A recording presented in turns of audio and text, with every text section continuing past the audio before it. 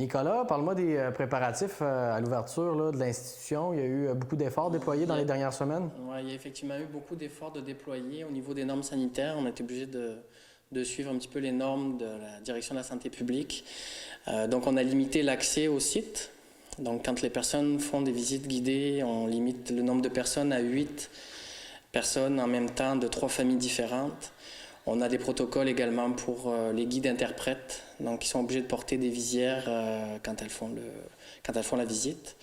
Et au niveau de la boutique, on a également rajouté une façade en plexiglas pour pas que les gens puissent rentrer en contact directement avec nos guides interprètes. Là. Et là, depuis la dernière fois qu'on est venu, le lieu a passablement changé. Oui. Parle-moi de la nouvelle exposition. C'est quoi le thème de celle-ci? Effectivement, c'est une nouvelle exposition qui a vu le jour officiellement au printemps dernier, qui tourne vraiment autour de l'histoire de la Grande Ferme, des habitudes alimentaires de la Nouvelle-France, de comment est-ce qu'on vivait à l'époque, les coutumes, puis beaucoup rattaché aussi à l'alimentation, comme je disais, l'occupation de la Grande Ferme.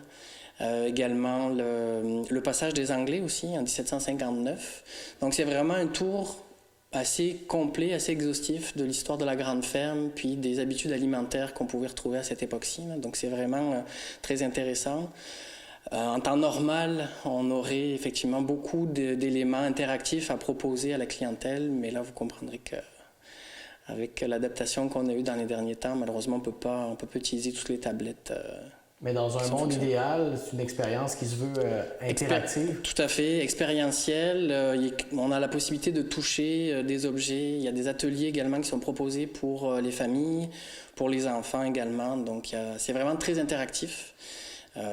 Puis encore une fois, il est prévu de faire une inauguration à l'automne qui s'en vient. Là. Pour les visiteurs qui viennent à la Grande Ferme cet été, il y a l'exposition. Sinon, est-ce qu'il y a d'autres trucs qu'on peut visiter? Alors, on est en train de finaliser la partie extérieure de l'exposition permanente, qui est un aspect un peu plus virtuel. On est en train de finaliser cet aspect-là. Pour le moment, on ne peut pas trop en parler parce qu'on est encore en phase de finalisation.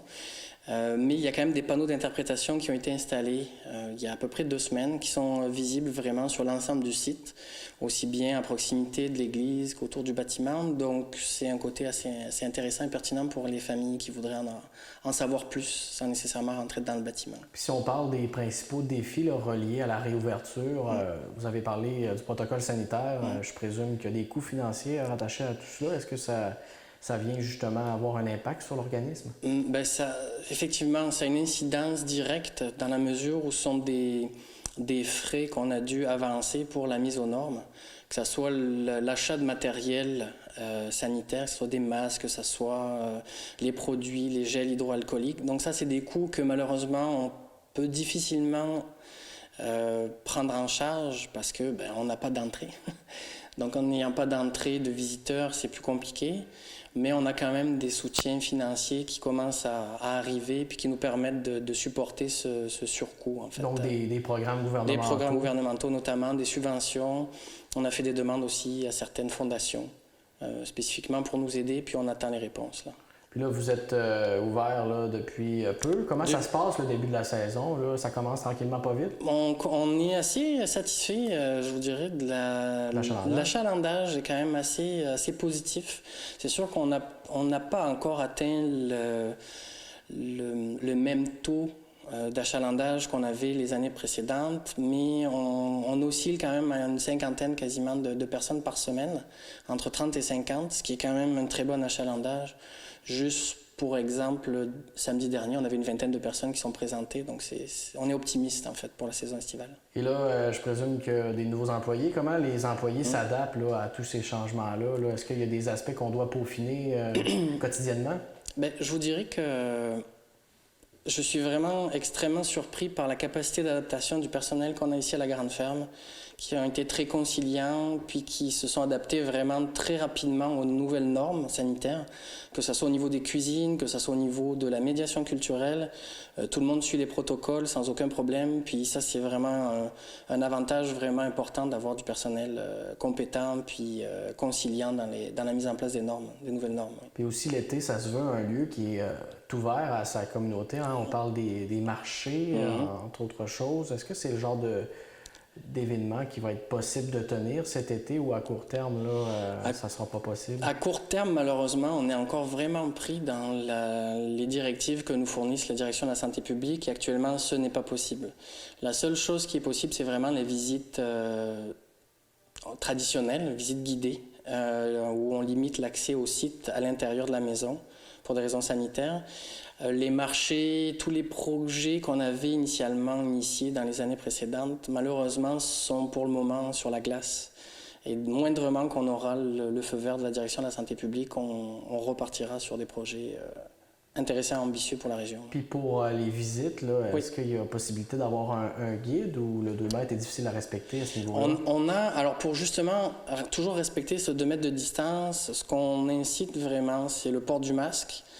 On limite encore une fois la capacité à chaque fois systématiquement. Puis les guides portent des visières vraiment quotidiennement pour éviter justement le risque de propagation du virus, le cas échéant. Il y a un lavage de mains qui est obligatoire. Donc vraiment, toutes les normes au niveau sanitaire sont respectées. Il n'y a pas de risque de... Et puis tout est nettoyé et inspecté vraiment sur chaque quart de travail. Donc de ce côté-ci, je vous dirais qu'on est... On est vraiment respectueux des normes. Puis aussi, un élément très important, c'est qu'on a un parcours qui est à sens unique, un parcours déambulatoire qui est à sens unique, ce qui fait que les gens qui vont rentrer dans le bâtiment ne croisent jamais les gens qui vont sortir. Donc on rentre par la porte qui est derrière nous, puis on va sortir par la porte du milieu du bâtiment de la grande ferme, ce qui évite les contacts entre les clientèles. Donc il a fallu, je présume, mettre un affichage là, effectivement, pour diriger les gens. Effectivement, donc un affichage, on a acheté également des plots de circulation, comme on a dans les musées plus traditionnels, comme on retrouve à Québec ou à Montréal, pour orienter vraiment la circulation des gens à l'intérieur du bâtiment et organiser du mieux possible les visites guidées pour les familles et les enfants. Est-ce qu'on peut dire que votre priorité à l'heure actuelle, c'est de rendre l'expérience à la grande ferme la plus agréable possible dans le contexte actuel? On essaye effectivement d'agrémenter, c'est pour ça qu'on a une présence vraiment soutenue de guides interprètes. On en a 2 à 3 en moyenne par journée. Donc on est capable d'avoir un accueil qui est différencié dans le sens où c'est pas simplement une visite qui se fait de façon autonome. On a vraiment un appui pour les familles qui auraient des questions. Puis sincèrement, les premiers retours sont très positifs de la nouvelle exposition. Donc on est vraiment contents. En terminant, le dernier aspect qu'on n'a pas abordé ensemble, la cuisine, oui.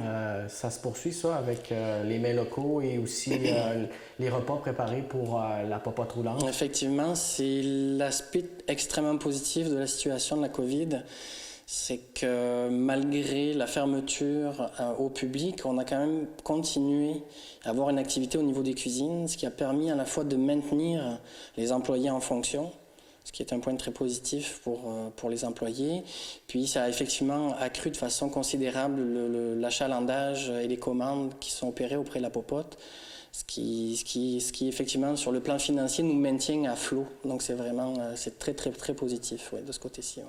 Nicolas, merci beaucoup pour l'entrevue. Très généreux de ta part. Puis je te souhaite une bonne saison estivale 2020. Merci beaucoup, puis à une prochaine.